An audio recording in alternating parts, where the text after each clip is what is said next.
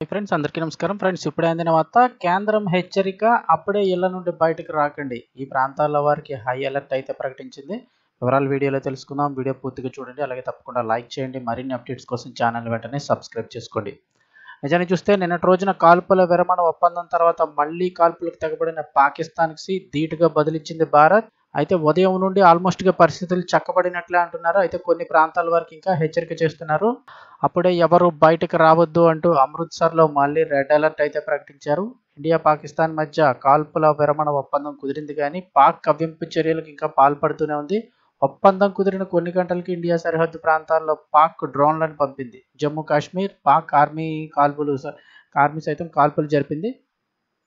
కొన్ని డ్రోన్లు చక్కర్లు కొట్టినట్లుగా వార్తలు వినిపించాయి మరోవైపు పంజాబ్లోని అమృత్సర్లోనూ పాక్ కవ్వింపు చర్యలకు పాల్పడుతూనే ఉంది రాత్రి అమృత్సర్లో పేలుడు శబ్దాలు వినిపించాయని వార్తలు రాగా ఉదయం కూడా పేలుళ్లు సంభవించినట్లుగా చెప్తున్నారు అయితే ఉదయం 5 గంటల ప్రాంతంలో పేలుడు శబ్దాలు వినిపించడంతో వెంటనే సైరన్లు మోగినట్లు సమాచారం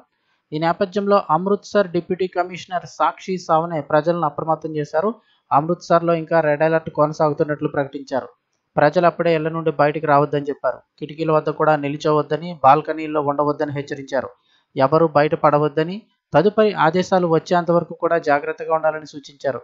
సో ఇది నిన్నటి రోజునైతే కాల్పుల విరమణ ఒప్పందం జరిగినప్పటికీ కూడా పాక్ ఇంకా అక్కడక్కడ కవ్వింపు చర్యలకు పాల్పడుతోంది ఈ రోజు పూర్తి క్లారిటీ అయితే రానుంది మరి ఏం చేస్తుంది ఏంటి అనేది అయితే కనుక పాక్ తిరిగి దాడికి పాల్పడిన సైన్యానికి పూర్తి స్వేచ్ఛనిచ్చింది ఏపీ భారత ప్రభుత్వం అయితే కనుక సో ప్రస్తుతం అయితే ఇక్కడ అమృత్సర్లో ఇంకా రెడ్ అలర్ట్ అయితే కొనసాగుతూ ఉంది